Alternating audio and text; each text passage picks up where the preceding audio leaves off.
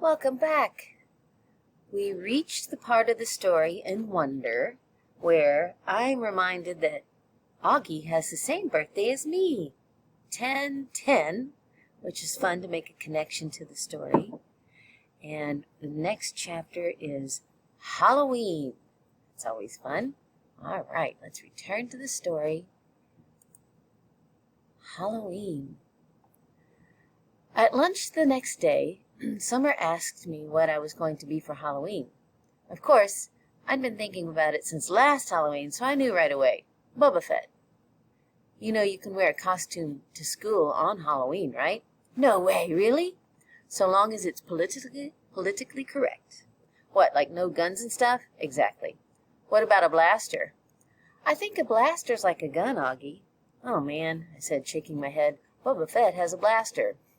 At least we don't have to come like a character in a book anymore. In the lower school, that's what you had to do. Last year, I was the Wicked Witch of the West from The Wizard of Oz. But that's a movie, not a book. Hello, Summer answered. It was a book first. One of my favorite books in the world, actually. My dad used to read it to me every night in the first grade. When Summer talks, especially when she's excited about something, her eyes squint like she's looking right into the sun. I hardly ever see Summer during the day, since the only class we have together is English, but ever since that first lunch at school, we've sat at the summer table together every day, just the two of us. So what are you going to do to be? I asked her. I don't know yet. I know what I really want to go as, but I think it might be too dorky. You know, Savannah's group isn't even wearing costumes this year. They think we're too old for Halloween. What? That's dumb. I know, right? I thought you didn't care what those girls think. She shrugged and took a long sip of her milk. So what dorky thing do you want to dress up as? I asked her, smiling. Promise not to laugh. She raised her eyebrows and her shoulders, embarrassed. A unicorn. I smiled and looked down at my sandwich. Hey, you promised not to laugh, she laughed. Okay, but you're right, it is too dorky. Oh, I think it's cute. I know, she said, but I have it all planned out. I'd make the head out of paper mache and paint the horn gold and make the mane gold, too. It would be so awesome. Okay, I shrugged. Then you should do it. What?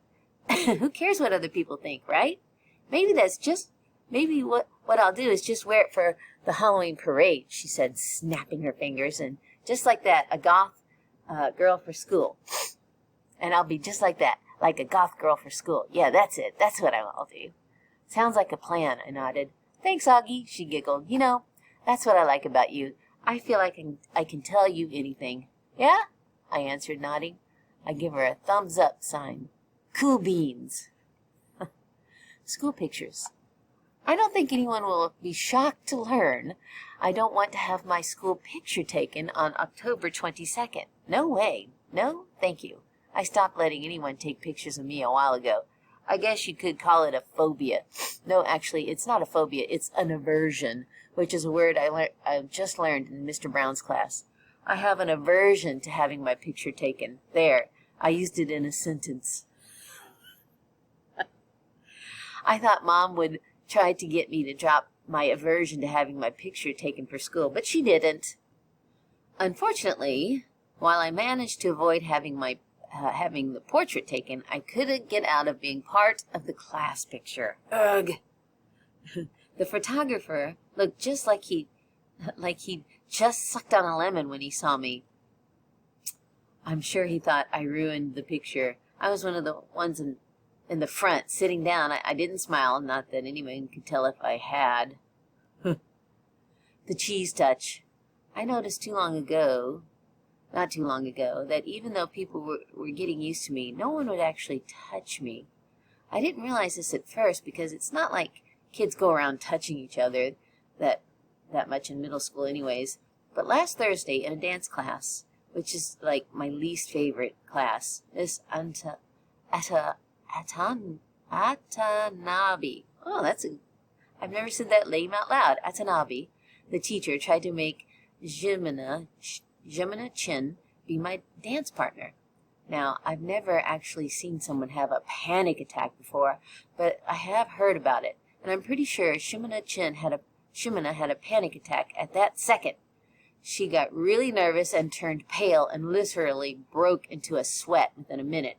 And then she came up with some lame excuse about really having to go to the bathroom. Anyway, Miss Atanabe let her off the hook because she ended up not making anyone dance together. Then yesterday in my science elective, we were doing this cool mystery powder investigation where we had to classify a substance as an acid or a base. Everyone had to heat their mystery powder on a heating plate and make observations. So we were all huddled around the powders with our notebooks. Now there were 8 kids in the elective, and 7 of them were squished together on one side of the plate, while one of them, me, had loads of room on the other side. So of course I noticed this, but I was hoping Miss Rubin wouldn't notice this, because I didn't want her to say something. But of course she did notice this, and of course she said something. "Guys, there's plenty of room on that side. Tristan, Nina, go over there," she said. So Tristan and Nina scooted over to my side. Tristan and Nina have always been okay nice to me. I want to go on record as saying that, not super nice, like they go out of their way to hang out with me, but okay nice. Like they say hello to me and talk to me like normal. And they don't even make a face when Miss Rubin told them to come on my side, which a lot of kids do when they think I'm not looking. Well, anyway, everything was going fine until Tristan's mystery powder started melting. He moved his foil off the plate just as my powder began to melt too, which is why I went to move mine off the plate. Then suddenly my hand accidentally bumped his hand for a fraction of a second. Tristan jerked his hand away so fast he dropped his foil on the floor, while also knocking everyone else's foil off the heating plate. Oh no! Oh, this is sad. They don't like to touch him.